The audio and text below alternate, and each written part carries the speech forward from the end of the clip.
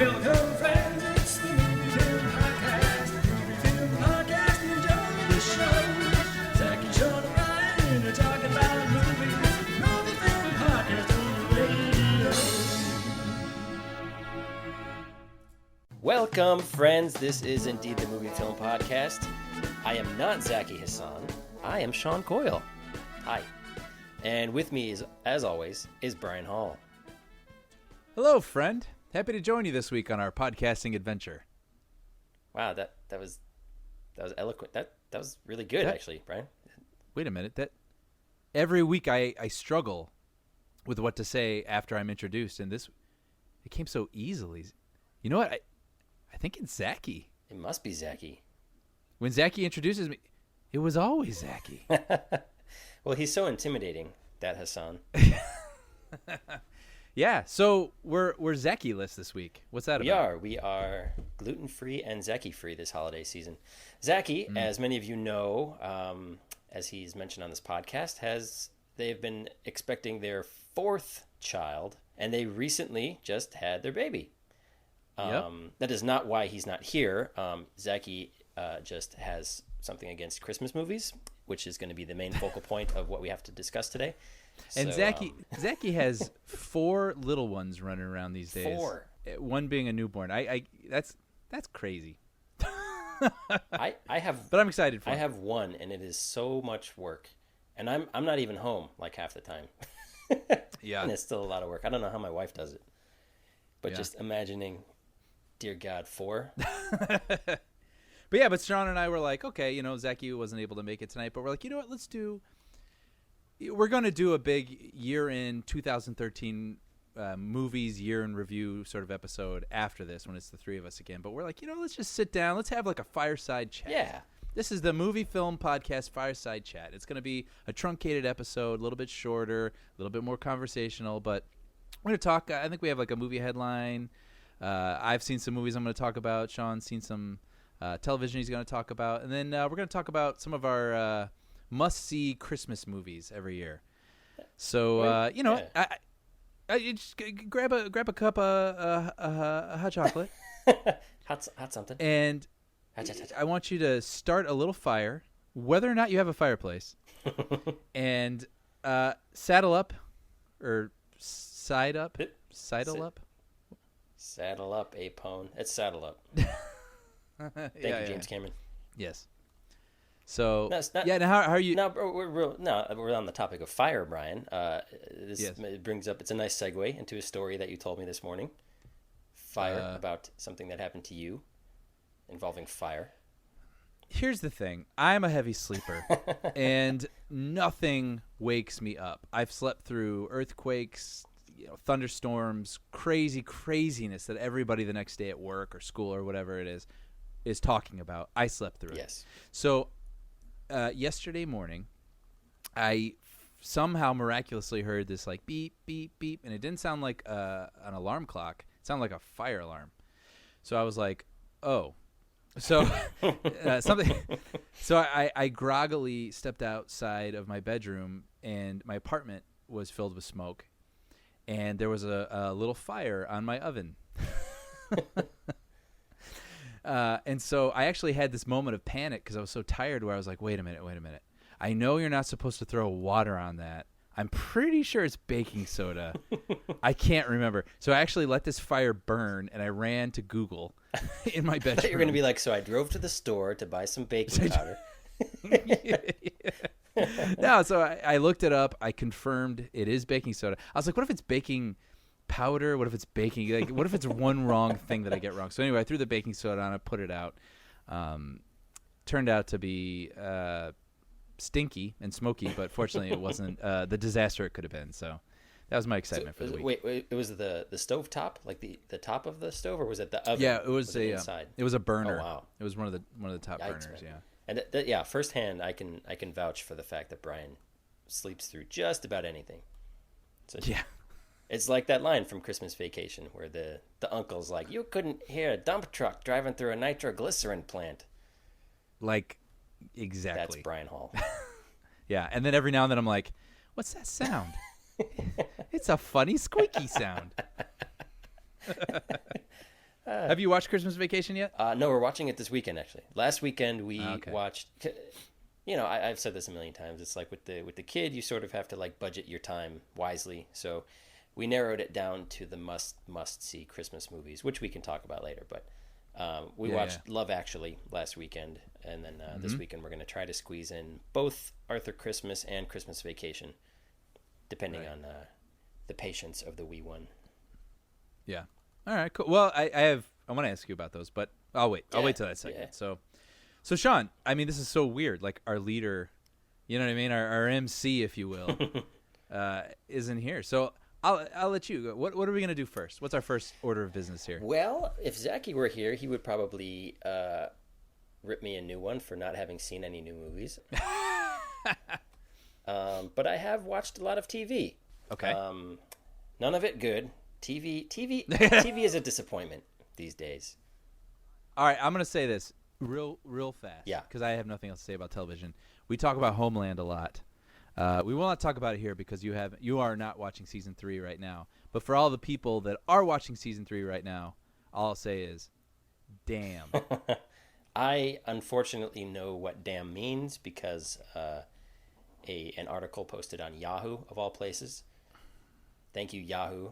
It was an article that the headline read something like Homeland finale leaked online a day early or something like that. So I clicked on it to read, thinking it was going to be something about piracy and whatever, which it was. But it also, like halfway through, it's like, yeah, so because of these illegal downloaders, people got to see such and such and such and such and such a thing happen a day early. And I was like, what?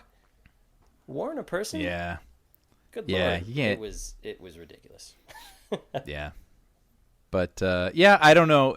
All I'll say is I think we've talked about, the first season I felt was really, really good. Second season's a little crazy. Then third season seemed to go off the rails, but I was very happy with where it ended up. And Well, see, that's just the thing. It's like I hated season 2 mostly, but the last episode, you're like, yeah, all right, I'll stick around. And now knowing how season 3 ends, it's kind of like, yeah, I kind of want to see how they get there. you want to, yeah, exactly. So they've got my money. Anyway. But Well, what did you see that wasn't very good? nah, it's not that nothing's very good. It's just it's hard to find something that really keeps my interest. And it's just who I am. I've really been enjoying the Ninja Turtles cartoon on Nickelodeon. Those guys, it helps if you're already a fan of the Ninja Turtles and if that was part of your generation, like it was ours. But I'm not familiar with them, so explain this to me. They're turtles. yes, they are not from outer space, as Michael Bay. Anthropomorphs. They're like humanoids. They're immature radioactive samurai slugs. Samurai slugs. Wow. No, but Okay. the Nick cartoon, man, it is so cool. It is just like the perfect amount of everything, of humor, of heart, of action, of just coolness. It is just a great, well executed version of those characters and those stories. And seriously, like I look forward to every single episode.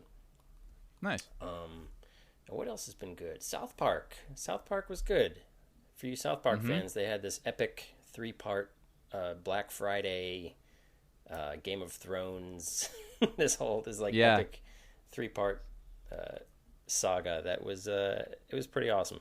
Look those up if you're a fan of South Park and have not caught up with it recently, because Yeah, I thought those were pretty good. Yeah. I feel like the past couple seasons I keep tuning in because it's sort of like a habit, and they always have like 1 or 2 solid jokes per episode. But I feel like they've been it almost has this feeling as if they're sort of distracted. Yeah, And South yeah. Park is like an obligation. So they're like, okay, we'll do this. And they put it out. And obviously they work hard on it. But it hasn't. I mean, when you look at some of those, like, to me, like, really solid episodes like Casa Bonita. Oh, yeah. And things like that, where they're not only hilarious, but they're just solid stories. Yeah.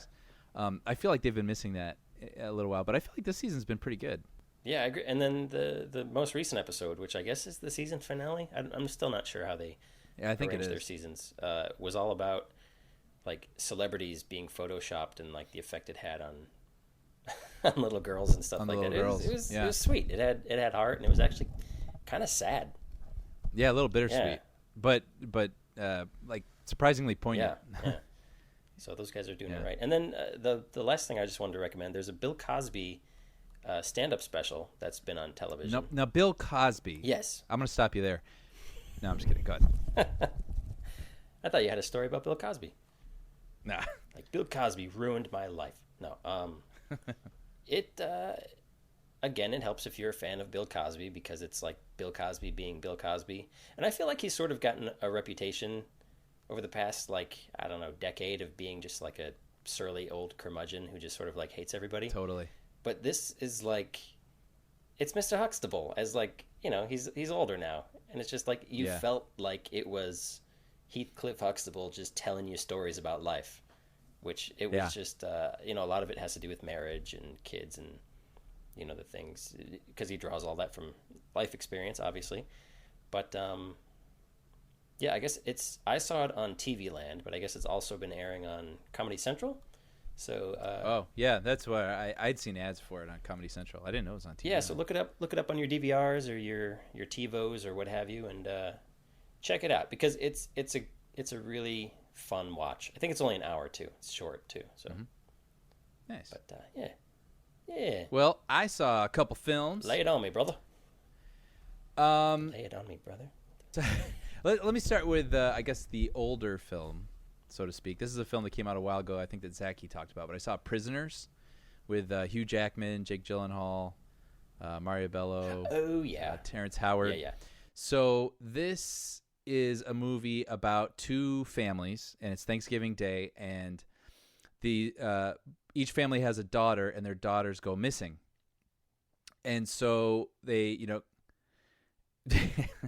so they go out searching, and there's so many twists and turns and odds and ends of this movie. It's like, you don't want to go too far, but the trailer lets you know that there's a suspect that you're not so sure if this person's involved, but he's sort of a shady individual, and he was in the proximity of these people, of the girls. And so is it Cole Hauser? No, it's Paul Dano. Is it Brian Cox? Oh, it's Paul Dano. Okay. I was just going to Dano. name all the actors that have been known to. It's like those actors that when they show up in the movie, you're like, obviously he's the bad guy. Why else is he in this movie? Right. Yeah. Well, no, but sorry, and then what happens is basically it's sort of like I remember asking Zach if it was like the movie Ransom, just because it reminds me of that. But it's a little more grounded than that. It's funny. I saw this afterwards, and I totally agree. It almost, in a weird way, felt like the movie Zodiac. Where even down to the photography, I mean, it's like a very muted but beautiful film, right. And it's very sprawling. It's like 2.5 hours, and but at the same time, it's very meticulous too. Like it really takes its time, and it spends time with the family while they're mourning. It spends time with the family while they're investigating. It spends, there was never a moment I was bored, and I actually think it might have been one of my favorite movies of the year. Wow, really? Yeah, and it's weird to say that, because I mean, you can't really say it's like, this is my favorite movie of the year, because it's such a morose movie at the same time. Like, it's almost hard to recommend, right, because it's a draining movie. But at the same time, I mean, I watched it with two friends of mine, and we were all just so engaged. And we were talking throughout the movie. We were able to watch a screener of it, and we were talking through the movie, but like in a good way, just like, wait a minute, like, so wait, if this is this, and it was actually sort of a really interesting film-going experience. And when it was over, we were all like, well, that was just, I mean, as far as like craft and like put together and storytelling, it's a solid movie. Wow. So I highly recommend Prisoners. That's a good. It looked. I mean, I gotta be honest. It looked like, how like Hugh Jackman was built up after the X-Men movies. He was built up to sort of be like the next mega superstar, and then he just had these follow-up movies that were all just kind of duds. Like there was didn't he do one with Holly? Not Swordfish. Swordfish. Swordfish is good. I love Swordfish. But are you thinking of Australia? Yeah, Australia. And then there's another one where it's just like a generic looking like he was a bad guy in it or something like that. It was just like a generic like I'm a killer or I'm a stalker kind of movie. And I know what you're saying. I don't know what that movie is, but I know what type of movie you're talking about. And I love where it's Hugh just Jackman, sort of like so that. Like it's always good to hear. Yeah, it's always good to hear when he's involved in something that's worth watching. Yeah, but I mean, it's just I don't know. If you just sort of sit down and go with it, I mean, I think you're going to go on a journey. It's like I said, it's a difficult journey. I mean, it's about these missing girls and what the family's going through. It's difficult, but it's really well done. Nice. And then I also saw, I know this is your most anticipated movie of the year, Sean. August Osage County, starring Meryl Streep, Julia Roberts, Can't wait. and a bevy of other female actresses. I'm all over it. Yeah. No, this was a movie I never planned on seeing, and this was a screener that I was able to see. And I watched it with my friend, and my friend was like, I have no idea what this movie's about, but I got the screener here, let's watch this. And as soon as it started and it became like what it became, my friend was like, there's going to be a lot of yelling in this movie, isn't there? All these women just sitting around a table for like 2 hours. And he was right. There's a lot of yelling in this movie. But you know what? By gum, I liked it. It's funny because halfway through I was like, you know what? I bet this was based on a play because every scene is people in a room talking. Ah, yes. And but you know what? It's not a bad movie. I mean, it's not obviously not for everyone. I mean, it's I've never seen Steel Magnolias. I don't know that it's exactly like that, but I think it's probably somewhat similar. I mean, it's a drama, family drama. Meryl Streep loses her husband at the beginning, and she has cancer herself, and so all the daughters are coming to this house for the funeral, and they're all dysfunctional, of course. And but what unfolds is just sort of like a, it's not a comedy. It's funny. I saw the poster, and it looks all it looks like it's supposed to be lighthearted. Yeah. Yeah, like they're all dogpiling. It's sort of like a dark comedy. Right. It is not. It has moments of levity in it, but I found it pretty serious actually. And these other sisters who feel like they aren't a part of the family and their whole drama, and then the sisters don't get along and whatever. But I gotta say, I mean, I was under the best of circumstances where I was in my own house and able to watch it for free, right. and just sort of had it presented in front of me. But I wouldn't rush out to the theater to see this, but like I found myself brought in by the characters, and I found it was produced by George Clooney, which I thought was really interesting. Well, probably a favorite of Julia Roberts. They're buds, right? Yeah. Remember the movie The Family Stone with Rachel McAdams and like all those people, Craig T. Nelson. Yeah. Remember that? How it was billed to be Luke Wilson's in it. Sarah Jessica Parker. It was supposed to be like, you get the impression it was going to be this like, oh, this fun dysfunctional family at Christmas sort of thing, and then you find out that the mom has like cancer and she's dying but hasn't told the kids yet, and then sorry if anybody hasn't seen The Family Stone, but yeah, the mom dies. You know what? I haven't. Well, I haven't seen that movie. But the thing about that, what I'm guessing, is that it feels a little more like a movie and a little bit more glossy. And I'm sure there's a scene where they're all cooking and they're dancing around an island in the kitchen. Dude, no joke. Singing there like. Is. See, there you go. This movie isn't like that. Okay. Which is maybe why I got into it. I mean, it really is. It's a character drama, and I doubt it's going to be for everybody, but I found myself pulled into it. Chris Cooper is in it. I thought he was really great. Benedict Cumberbatch is in it. Ewan McGregor is in it. Every 10 minutes, someone else would show up, and I was like, he's in this? She's in this? He's in this? Yeah, it was, and it's funny because it's about halfway through, Benedict Cumberbatch shows up, and I was like, what? Does he play an android? Is he a synth? That's funny because it takes place in rural Oklahoma. So I was like, what is he doing here? And Ewan McGregor too, and I've said this before, but Ewan McGregor's English or American accent, I should say, to me always sounds like a robot, an alien pretending to sound like an American. He's no Gerard Butler. Yeah, and I like Ewan McGregor. Don't get me wrong, I like him a lot. But Abigail Breslin's in this, the girl from Little Miss Sunshine, kind of grown up. Dermot Mulroney. There's a lot of people in this movie. Is it a chick flick? Would you classify it as a chick flick? It's a chick flick. It's definitely a chick flick. But I mean, I like a chick flick if it's a good story. That was my next point. Is it a chick flick where as a guy, it's like one of those where you earn points? But it's like, yeah, I could stomach this movie if it means I get to watch this other thing. I think there's categories of that. And this one is, I mean, it's straight family drama. Okay. So if that sounds like hell to you, then welcome to hell. But I don't know. I just have a tolerance for those things. Again, if it has interesting enough things going on. And I thought it did. Right. So I never thought I'd be talking about August Osage County to begin with. I can't believe I've just talked about it for 5 to 10 minutes on our show. But so there's that. Oh, Juliette Lewis everybody's in this movie. It's crazy. Deception was that Hugh Jackman movie I was thinking of. Deception. Exactly. See, What I else don't did you see? remember that. Yeah. Lastly, I saw The Secret Life of Walter Mitty. Oh, don't go too far into this because we should. This I'm excited about this movie, so we should save the big conversation for later. But what were Okay, your... then I won't get into this too much. But I will say this: I really like Good. it. I saw it. It's I think it's coming out Christmas Day. My family's coming out here, and I'm thinking it's really funny because my family doesn't like very violent movies, or we're not going to watch like these overtly sexual movies or whatever. And I'm looking at all the movies that are coming out Christmas Day are like hardcore R-rated movies. You know what I mean? Like Wolf of Wall Street, which I've heard is like a modern day Caligula, and like all sorts of stuff. And so I'm like, what the heck are we gonna watch? But Secret Life of Walter Mitty is like that movie that I think that's the Christmas Day movie. Nice. It's really fun.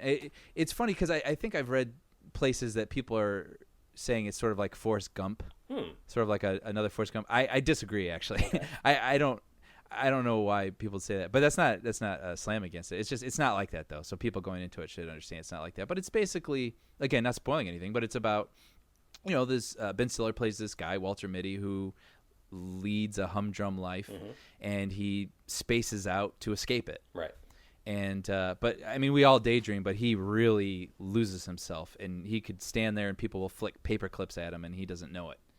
He's really lost in this dream world, and so there's a moment, an opportunity for him to step into something that would help him in work, in life, whatever, and he decides to actually go for it.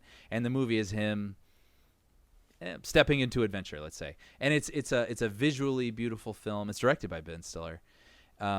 It's a sweet film. Kristen Wiig's in it, and she's not playing. She's always playing or is capable of like doing all these like goofball sort of characters. Right. I guess she does, but she plays it pretty straight in this. And she's like I love Kristen Wiig, so I same find here. her really endearing and adorable. Yeah. And I thought she was really cute. And it's just this man going on this adventure that's crosses continents. And I honestly, while I was watching it, I mean, I was really digging the visuals. Like it really lit a fire in me to like want to travel. Nice. Honestly, so it really is an escape, and it's a sweet film. Excellent. So I liked it. I recommend. Have it. you seen the original?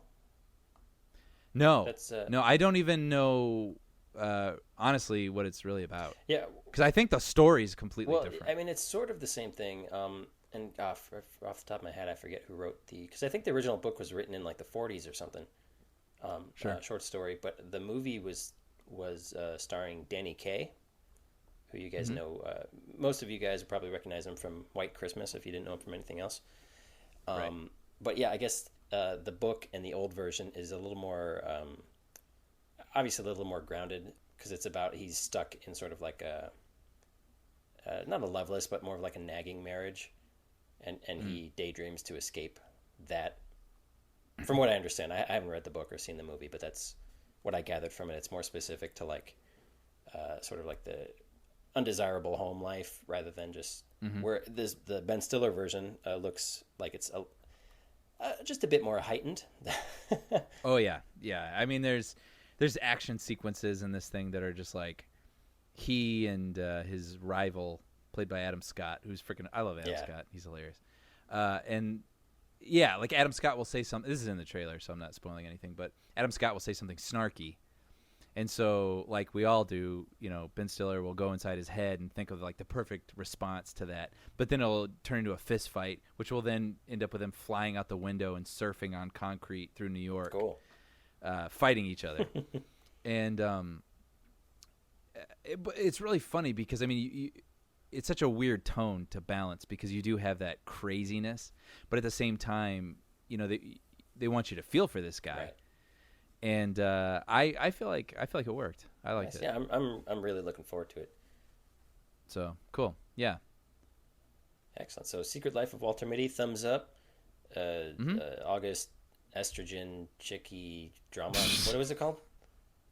August, Osage County. Osage County. Thumbs up it. You know what? If you're dragged to it, or if it's put in front of you, or if it looks like something you're gonna like, you probably will. That's what I'll say. You give it like a one of those. Yeah, my life would be the same if I hadn't seen it, but I didn't mind watching it. I miss Zaki. Do you miss Zaki? No, of course I miss Zaki. Well, it's just it's going back. It's interesting because usually I'm the one, whether it's work or whatever that's kept me away. Usually I'm the one who's listening to you guys, and now Zaki gets to listen to us talk about him. This is the first episode he's missed, yes. right? Yeah, he's been the constant through this whole thing. But what else? What else is going on? You got holiday plans? Your parents are coming to town? Parents come to town. Nice. I'm sure we'll try to go see something. I'll probably try to take them to see Save Mr. Banks is my bet. Oh, you saw that as well? Or did you just I did see that. I think I talked about that last episode. Yes, but that's right. I did. I've actually seen it again. I've seen it twice now. Do you want to talk about it again? No. Good. Again, screeners. I gotta say, Academy time, Oscar screeners. It's the most wonderful time of the year. And it depends on what union and what guild you're attached to.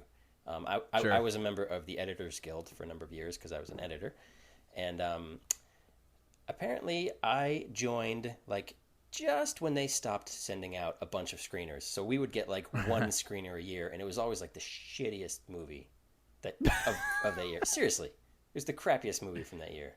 God, I can't remember. It was a couple years ago. It was like Snow White and the Huntsman or something like that. What? Well, anyway, are you watching holiday movies? Should we get into holiday movies here? Is it time? Is it time? Should be time. Do you want to talk about a couple trailers real quick? Oh, just sure. because I want to hear your trailers jingle. Trailers. All right. Yeah. Yeah, we don't have to spend too much time on this because they weren't that exciting. But first, the Expendables 3 teaser. Did you see that? Oh, I didn't see it. You didn't? Well, no. As Zaki would say, let's play a clip of that and catch you on the flip side.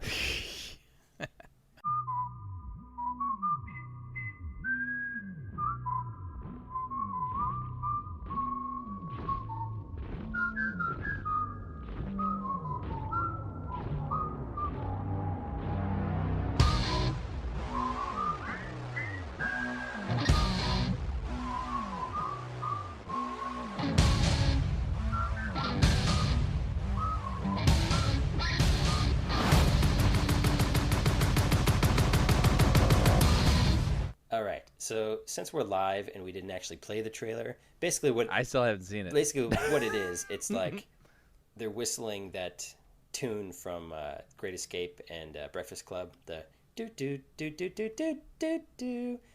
Oh, that's funny. So they're whistling that, and it's these bodies walk past camera, and they're walking away, and there's all these lights pointing through. So there's all this silhouettes and all of these cool lens flares and things like that. And then they all turn around, and it's just all the names that are in the movie. And it's just a teaser. It doesn't show anything. It's just them standing there. But you're just like, holy crap, Stallone! The cast is freaking there's no way that in the 90s this cast could have been assembled like this. Right. Everybody is in this movie. And I enjoyed the first one. It was kind of it was fun. It was whatever. I don't think part 2 necessarily captured that same sort of fun, cheesy, campy spirit. Yeah. I was kind of bored with part 2, to be honest. But I don't know. I gotta say I appreciate what it is they're trying to do with this franchise. I know you love Wesley Snipes, Brian. Oh, I do. He's holding butterfly knives or ninja swords or something. Dude, I had no idea he was even in this. Yeah, he's in it. That's crazy. Antonio Banderas, Dolph Lundgren, Harrison Ford, Mel Gibson. Harrison Ford, what the? Yeah, it's everybody and their mothers in this movie. Yeah. I'm curious. I'm curious to see how Harrison Ford fits into this story. Me too. And this is the thing. I feel like those movies have the potential of those movies in my head is always greater than what I end up seeing. Totally. So Totally I agree. always feel a little bit let down by them. That's the second one for sure, I thought. Yeah, and I don't even know what I'm missing, if I'm being honest. Like I couldn't. I don't know. I don't know what it is, but I can't see myself rushing out for this. This is something I might have. Being honest, it's something I'd probably catch on cable. This, I might classify this under that like Sunday morning $8 kind of movie. Right. If there's nothing else to do kind of thing. Yeah. Yeah, like to your point, I don't know. It's almost like they still take themselves too seriously or something. Maybe that's what doesn't work about it. I don't know. It's hard to. There's not enough wink. Yeah, hard to put your finger on. Not enough wink going on. Yeah, I don't know. But yeah, Expendables 3. Who the hell knows when it comes out? Sometime. Look it up on the internet. That's what it's there for, kids. God, Zaki would be so disappointed. He's going to be listening to this, and he's going to be so mad at us. We're killing the movie film brand.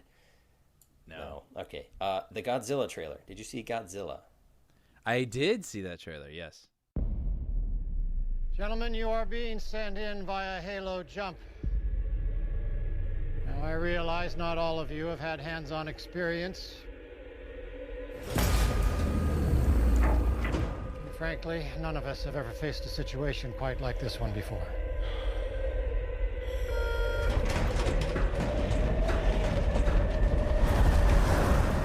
But I would not be asking any one of you to take this leap if I did not have complete faith in your ability to succeed. Your courage will never be more needed than it is today.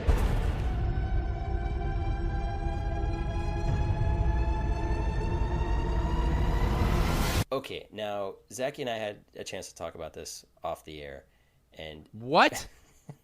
yeah, I wasn't we included. talk when you're not around. I could care less about this film. Nothing. It's kind of like with that RoboCop trailer. It's like you have such an impressive cast lined up, and like that's all you got.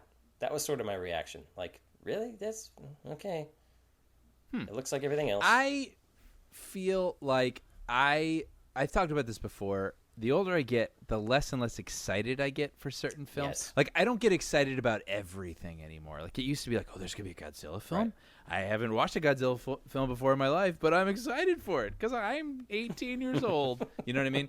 And it's like, now I sort of only get excited about the things that really, you know, I care about, like a new Star Wars film or something like Right. that. You know, that I'm super excited for, like everybody else. But when there's an awesome Godzilla trailer, I'm like, okay. Mm-hmm. Exactly. You know what I mean? But at the same time, I gotta say, I did see. Oh damn it! I didn't know we were gonna talk about this, so I don't have it in front That's of me. okay. But the guy who directed it, fill in the blank later in post. Bucky Fauntleroy. Yeah, no, the guy, he directed the film Monsters, which was like a real lo-fi sci-fi film, which was really cool. And he used the whole lo-fi, no-budget thing to his benefit, where he made a story about these people who are trying to get across. I think it's like all the borders are down, and it's sort of like a, not post-apocalyptic, but slightly in the future. And these people are trying to cross through the Mexican-American border, I think it is. And Good there's luck. monsters everywhere. Sorry. But the thing is like the monsters are sort of hidden in fog and shadow and stuff because, again, you know, effects and things. But it totally worked. Like, there was more menace to it. There's a little more, you know, lurking and things like that. And so I got to say, the idea of that guy who knows, you know, you look at Jaws, you know, it's like the golden rule of that. You know, you don't see the shark, it's scarier. Right. And so I feel like this guy gets that. And few people seem to these days, even though everybody could tell you that. They don't do it. And I feel like this guy gets that. And when I saw his trailer, I really appreciated just the trailer itself. And, you know, the filmmakers don't make these trailers, obviously. There's trailer houses that make this. But I thought this was a really well put together trailer. I thought the sound design was great. I thought the music was good. Yeah, definitely. I thought the tone that they put together through the editing and the footage that they used was really good. So again, I'm not counting down the hours to this, but I feel like this has the potential to be a cool movie that with a brain. Now, is it just because we've seen everything? Like, I remember when there was no wow factor with this trailer, and I remember when the first Godzilla teaser trailer came out, the Roland Emmerich one, which Yeah. the movie sucked. The movie was horrible. But that teaser trailer with those two old guys sitting on the pier fishing, that trailer was amazing. And that I remember seeing that in the theater being like, whoa, that's going to be so cool. And like I was hoping for something like that with this trailer, like some sort of new twist on woe. But maybe it's just because we've seen everything. It's like Simpsons did it, It's that we whole could thing. have an entire episode about what you're talking about, what I'm about to say, but we have seen everything. Yeah. Like, we've seen everything.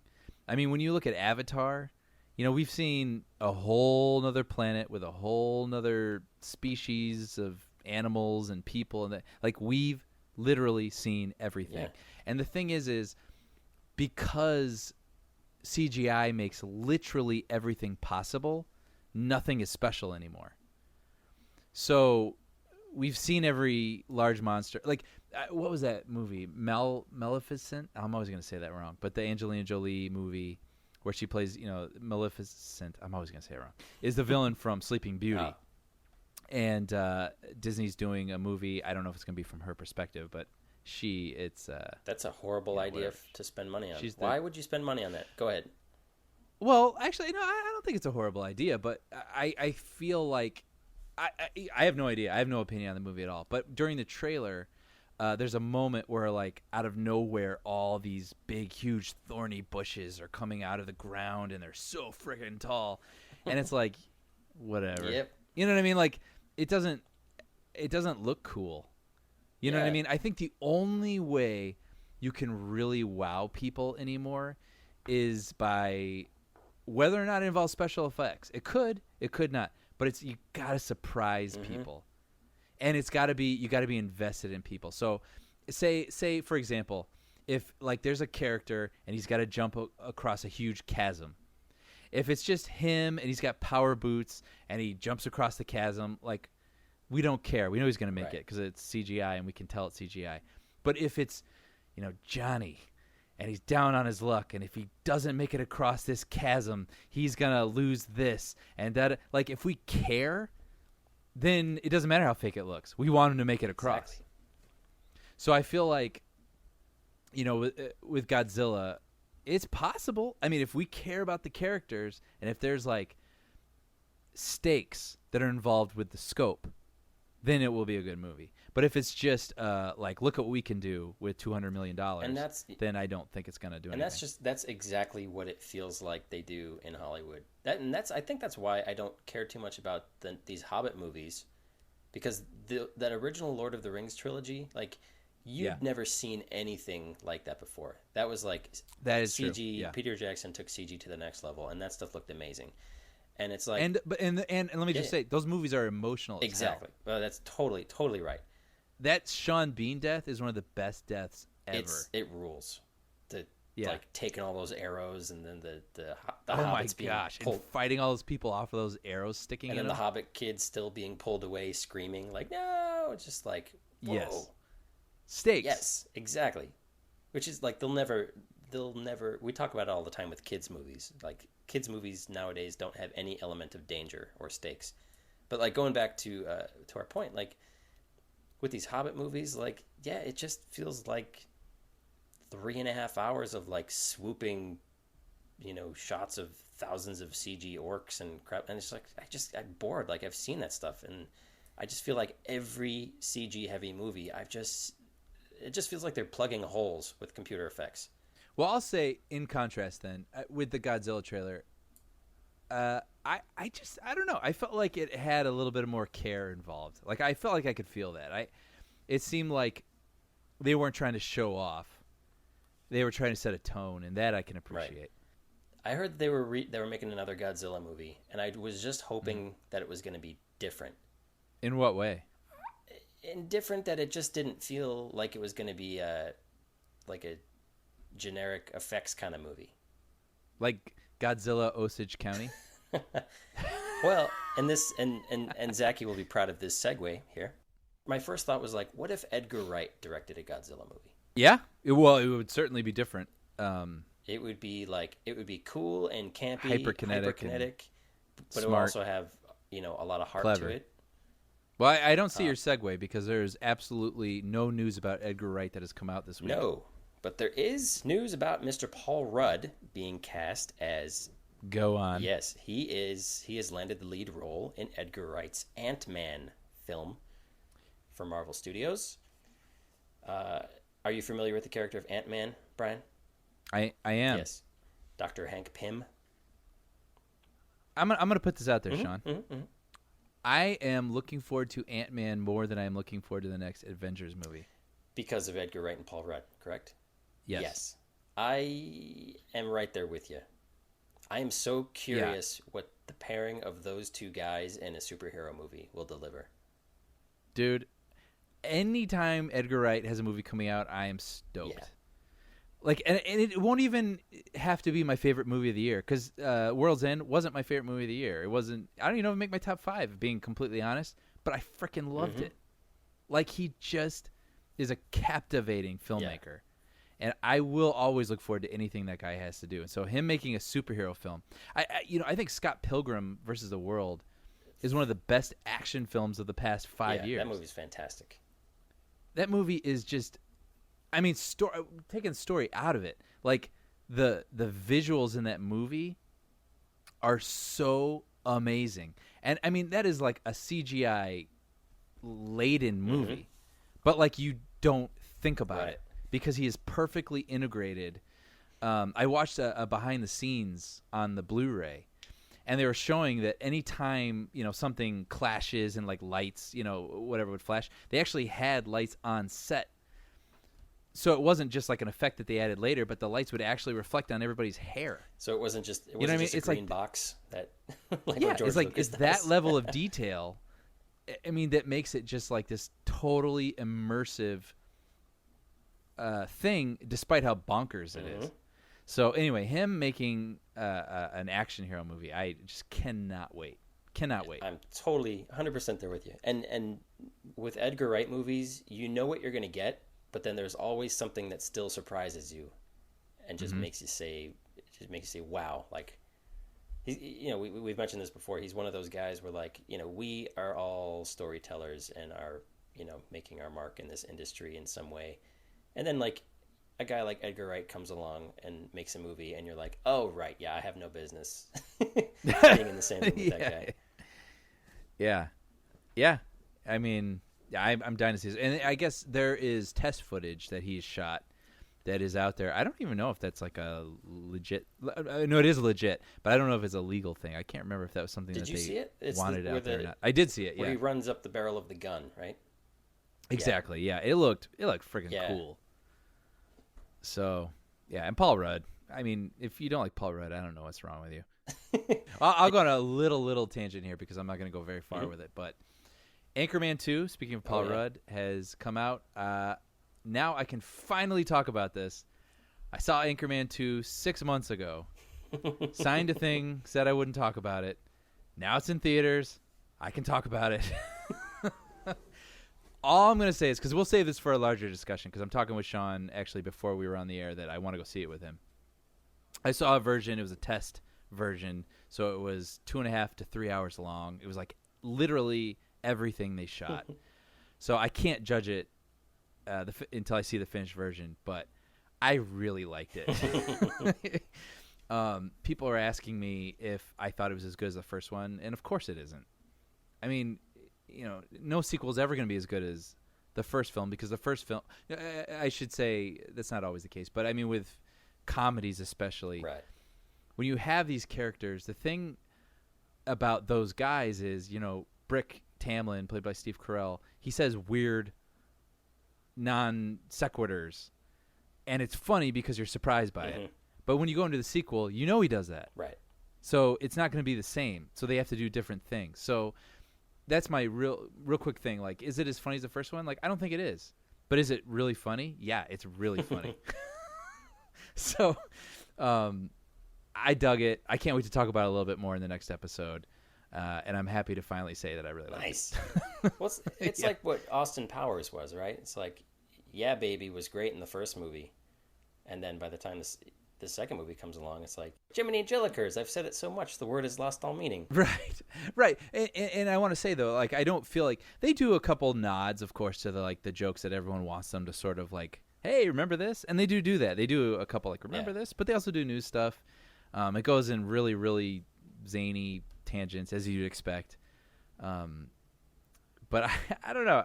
I saw it with my brother, and I guess I can talk about this now. I don't know if this is interesting or not, but we went and saw it. It was a test screening, and I was like, we have to go. My brother took off work early to go to this thing because we're like, I just have this feeling we're going to need to get there early. And we did. We got there 2 hours before the movie started, and there was already a line. There were people wearing Ron Burgundy T-shirts. Wow. I mean, it was like a thing. Wow. And so when we went in there, I've been to a few of these before, and the guy comes out. He's about to introduce the movie. When the guy came up this time, everybody just ripped into applause and started hooting and hollering. The credits started going. Everybody was screaming. You're like, oh, wow, this is going to be like a really – this is obviously going to be kind of a biased audience here. Everybody's really excited to see this. But I have to say, I mean, again, I saw a longer version that's what's in theaters now, and everybody was with it the whole way, laughing the whole way. Again, I mean, this isn't – I can't talk about the finished version. We will talk about the finished version. But, like, I laughed a lot. So I really enjoyed it. I'm looking forward to talking about it with you, Sean, soon. I'm looking forward to seeing it. Yeah. And well, I guess moving on, real quick, the past couple episodes, we introduced a new segment to the show, which was suggested by a listener, whose name escapes me. I'm sorry, but it was, and help me out with the name here, Brian. Overlooked and underappreciated, something to that effect. Underappreciated, yeah, that might be. Yeah. So I just wanted to give a quick shout out to a movie. It's called The Dish. Came out in the year 2000. The Dish. Did you see that? I did, because you loaned it to me. It's a movie. It came out in the year 2000. It's directed by a guy named Rob Stitch, who hasn't done a lot of movies. Prior to that, he did a movie called an Australian movie called The Castle, which is supposed to be great, but it's like impossible to find. So The Dish is an Australian movie. It's got Patrick Warburton, Sam Neill are the two bigger names in the cast, the two leads. And it's about the moon landing. And the story takes place in this town called Parkes, Australia. And it's based on a true story where the largest satellite in the southern hemisphere is in this sheep paddock in this little, sort of quaint country town of Parkes, Australia.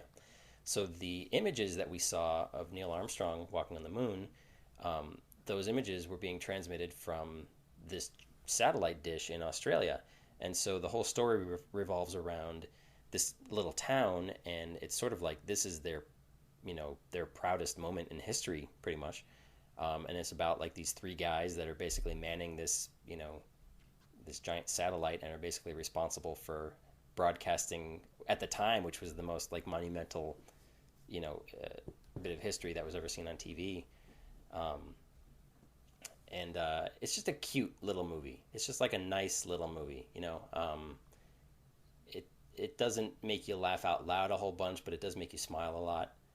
It's got a lot of heart to it. Like all the characters are really endearing.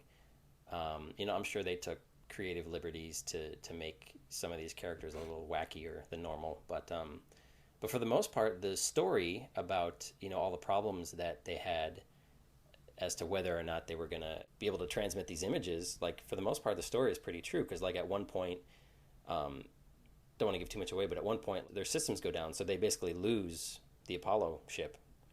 And so it's like they have to like get out their books and their slide rules and stuff like that, and basically like by math, like figure out where it is.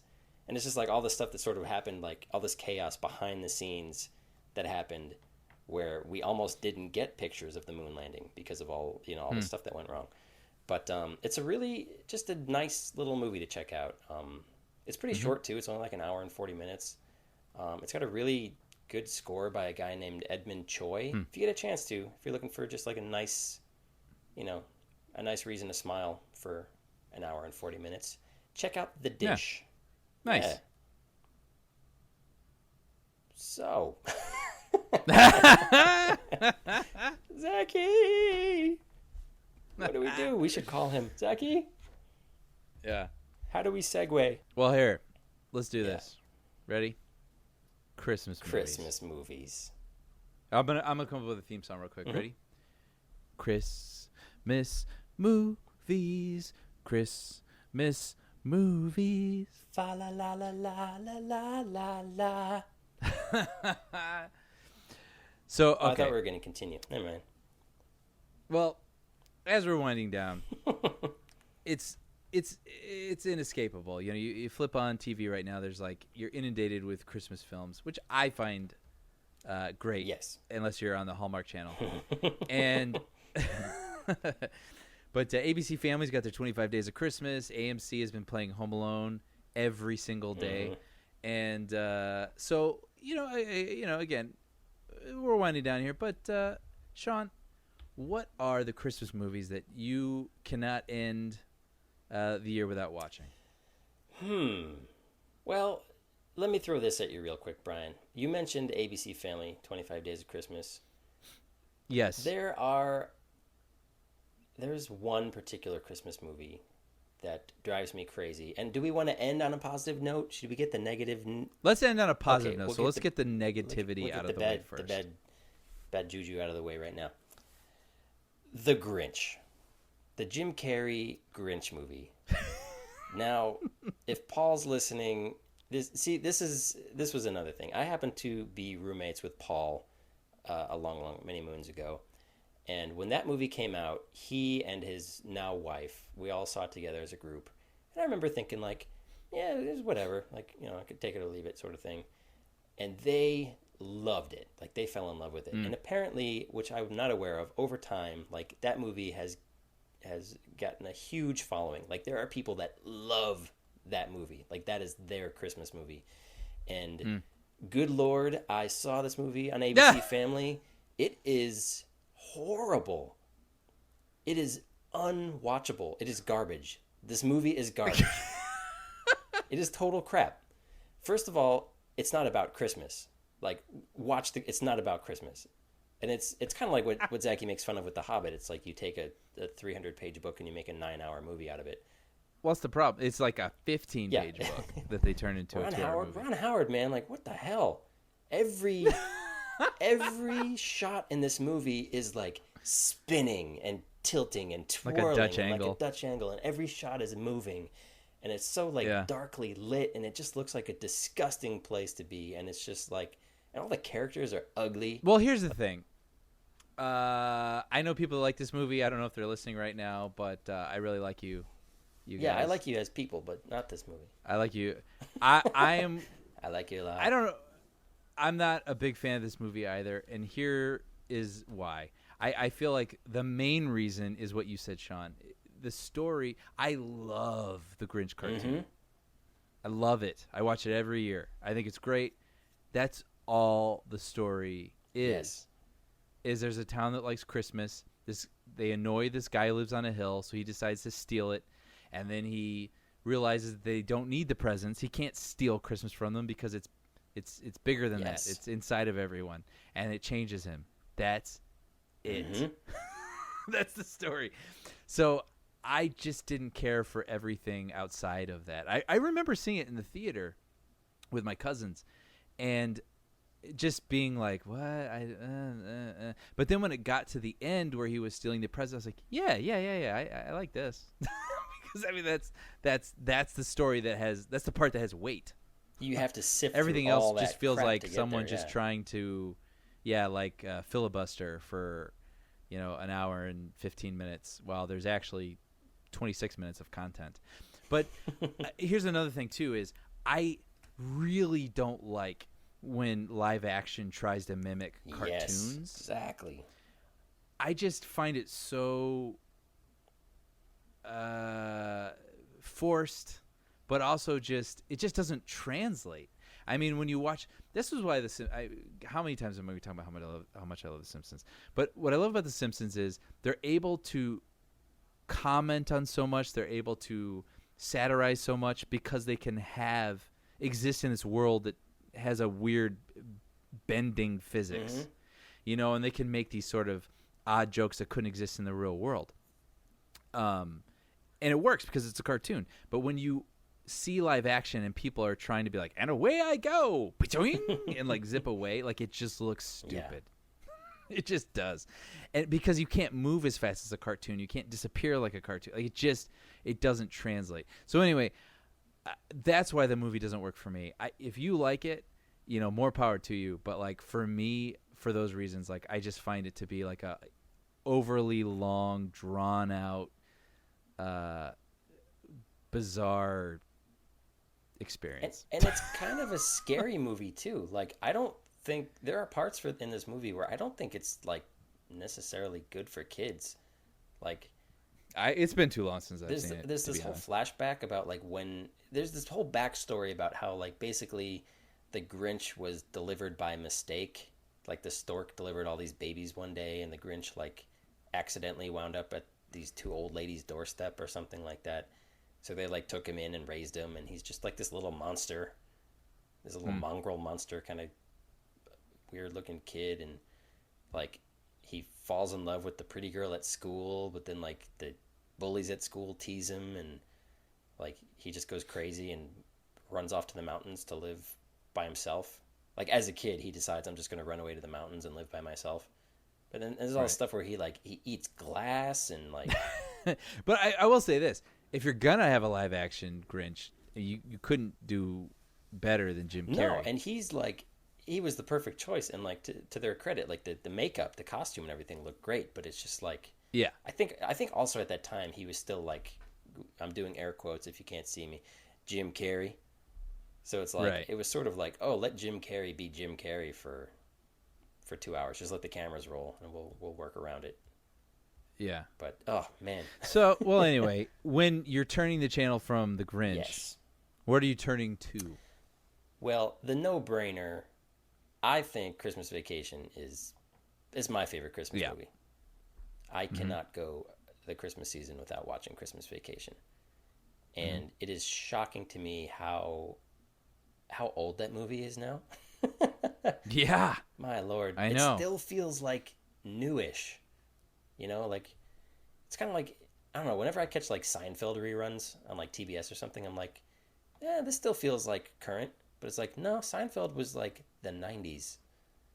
It's just, but man, Christmas Vacation, not only is it just a fun Christmas movie and a funny comedy movie, I think it really captures all those little like nuances of what like a big family Christmas is all about. It's like you love these people, but they also drive you crazy.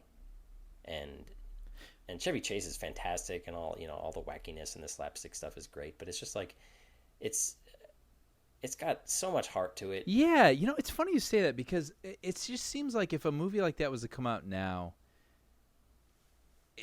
I don't know what it would be, but it'd be so blunt. Yeah.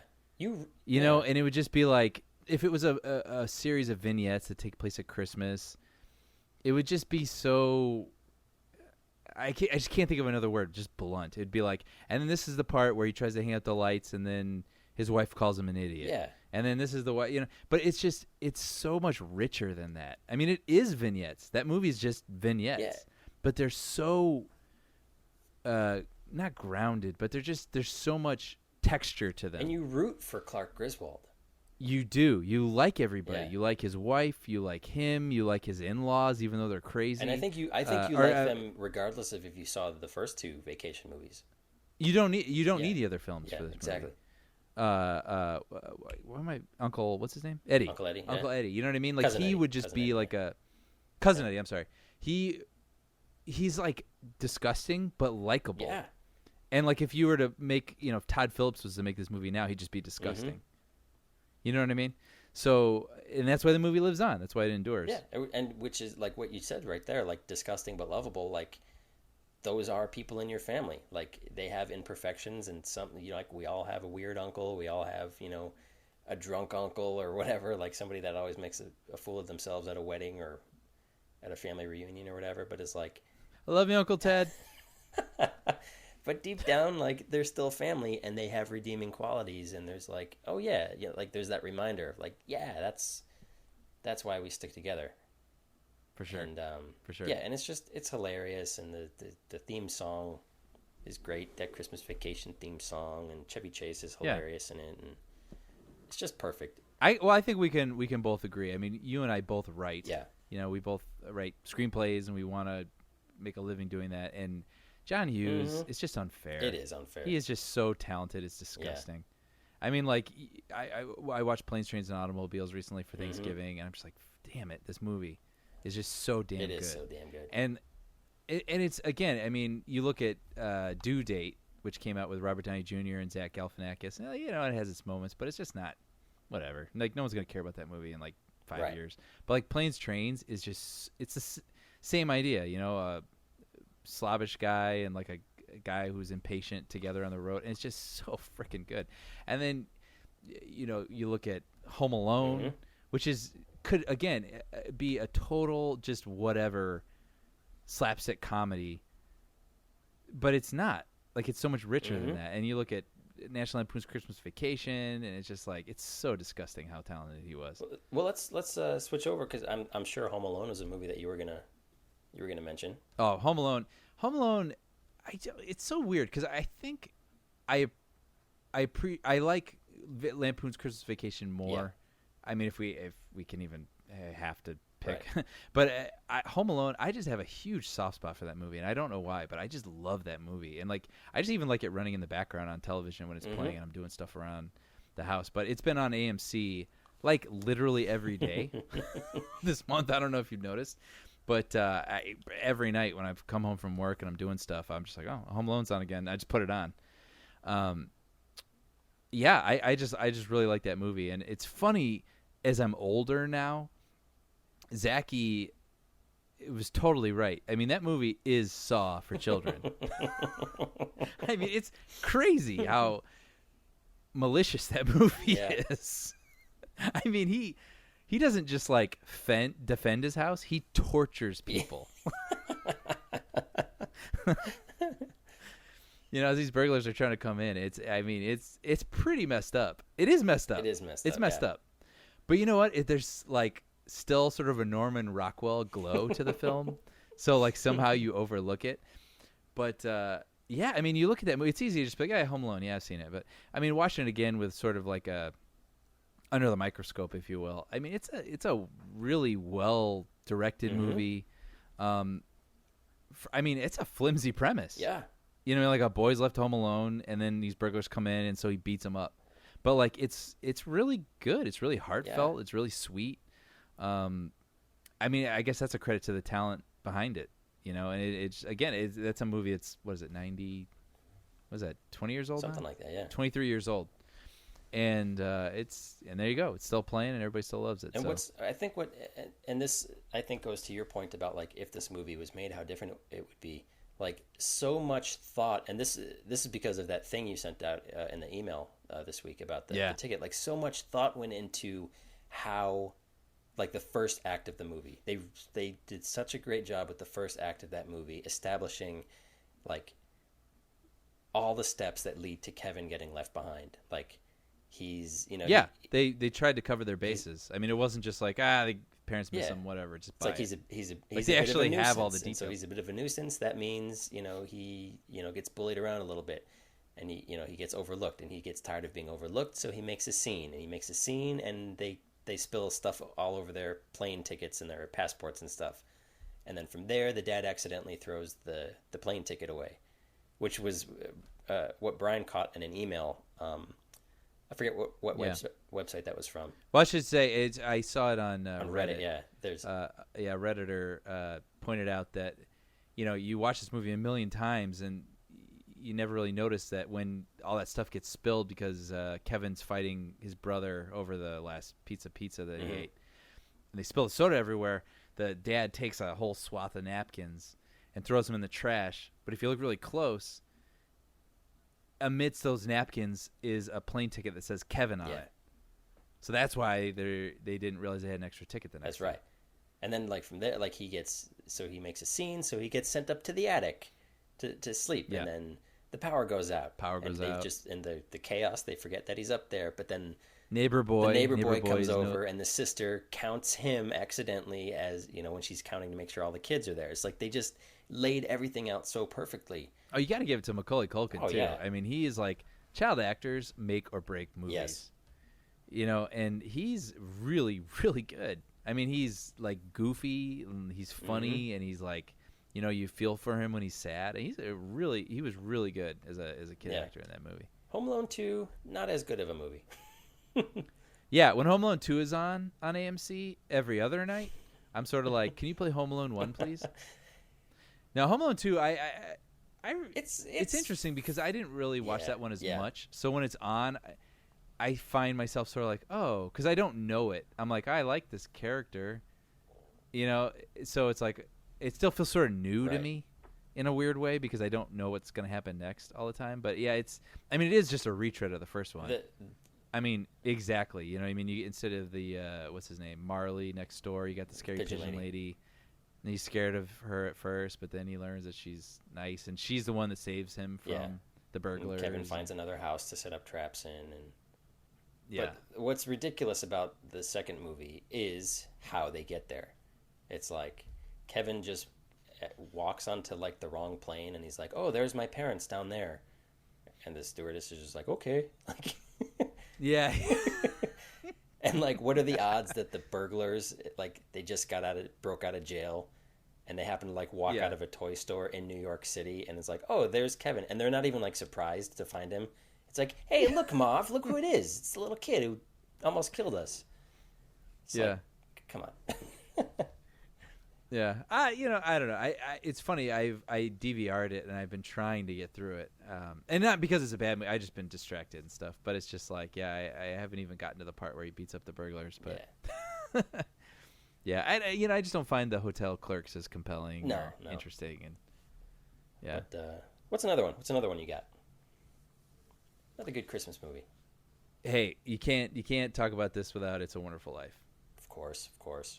It's a Wonderful Life. That's funny because for people our age, that movie somehow through bad clerical error became copyright free in the 80s.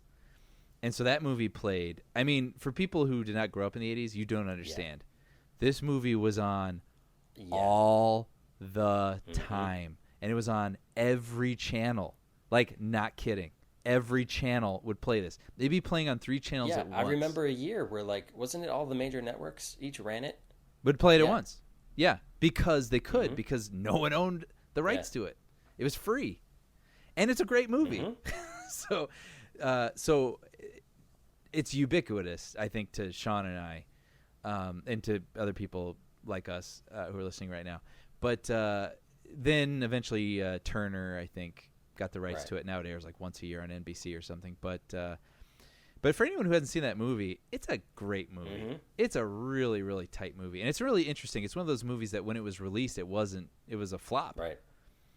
And I don't know exactly the reasons why. But it's a solid movie. And I think, you see the influences that it's had on a million other movies since. But it's a compelling story. Underdog tale about a guy, and feels like he's got all this ambition, all these things he's going to do in life, doesn't accomplish any of those things, feels like his life is worthless, and then gets to the chance to have an angel show him what his life would be like without him. And good movie. I haven't seen it yet this year, but I have it.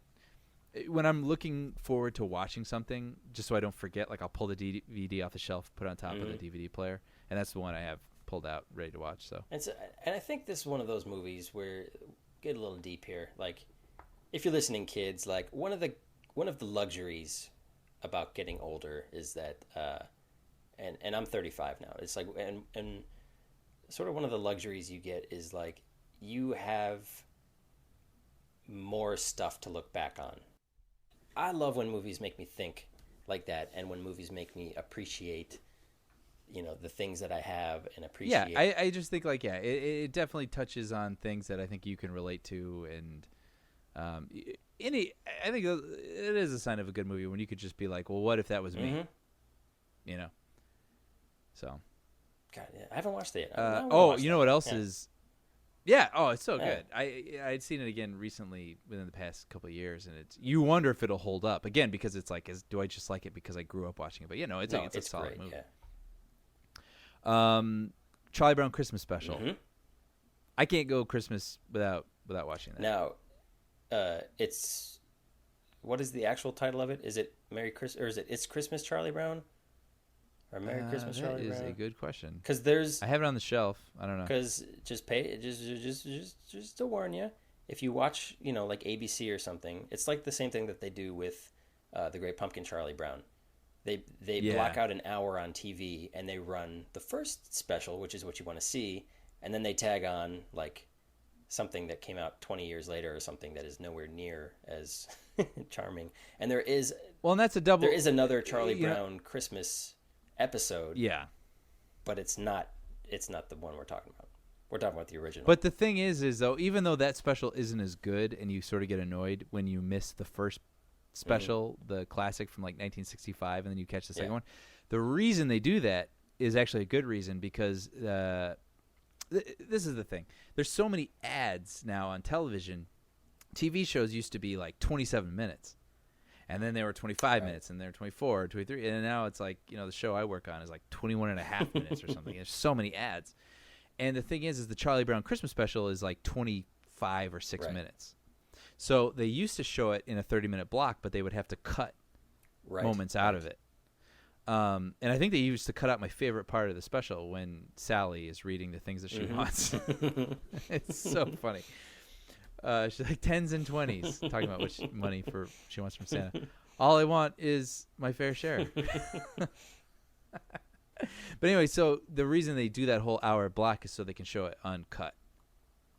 So that makes sense. I'll take it. Yeah. For once, they're doing something right. Yeah. Well, Sean, can I ask you, what is your absolute favorite Christmas movie, and why is it Die Hard?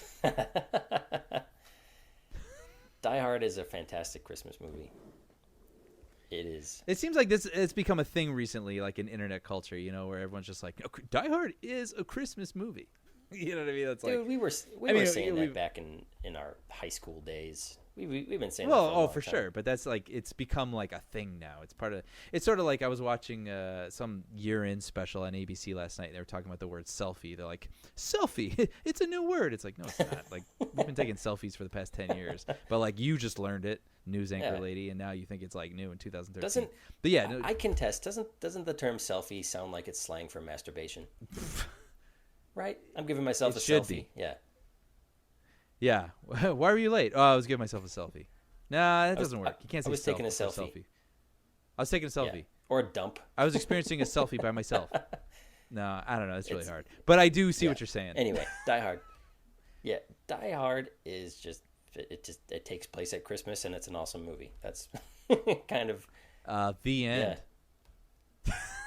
Now I have a machine gun. Ho, ho, ho, ho. It's Christmas, Theo. It's time for miracles. You ask for miracles, Theo, I give you the FBI. Man, this is Christmas music. I don't know. I don't remember exactly what he says. That's it. Argyle. Don't you get any Christmas music? This is Christmas music.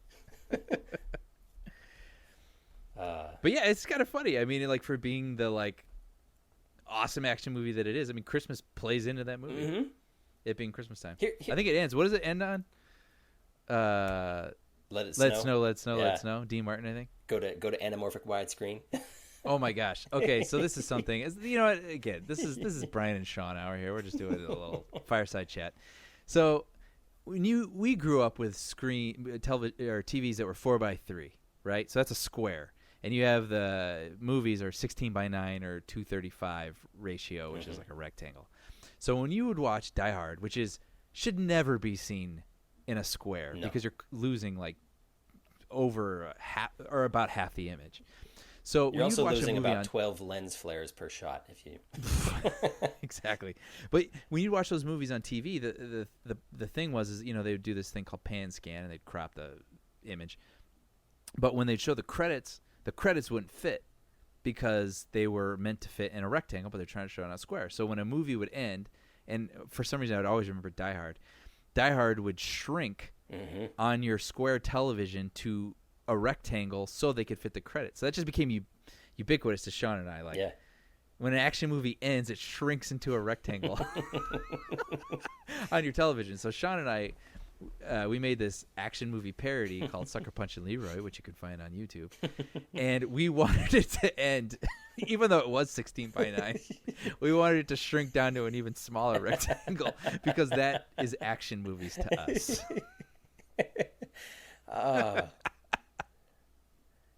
We're so awesome. Dude, this is just us chatting, dude. We're so awesome. I'm just gonna say it. Anyway, all right. Any other Christmas movies? What else we got? Oh well, Christmas Story, of course. Christmas Story, right? You know what's interesting? TBS shows that on a 24-hour loop. What's interesting is I remember a couple Christmases ago, my mother, who was born in Germany and she grew up in Germany, I showed her a Christmas Story like 3 or 4 years ago, and she didn't quite get it, and I was like, really? Like, how could you not like a Christmas movie? And it was just like. Not a lot of those traditions really applied to how she and her family celebrated Christmas, which is something I didn't even cross my mind when I was just like, oh, my mom's gonna love this movie because like everybody loves this movie. Mm-hmm. Just an interesting story. No real point to it, but yeah, well, it's you could say it's a very American story then. This is gonna sound really, really obnoxious and really, really, really, really ignorant, but it's like just speaking specifically about like Christmas movies, it's like. Man, I feel like people are missing out that can't connect to these movies like we can.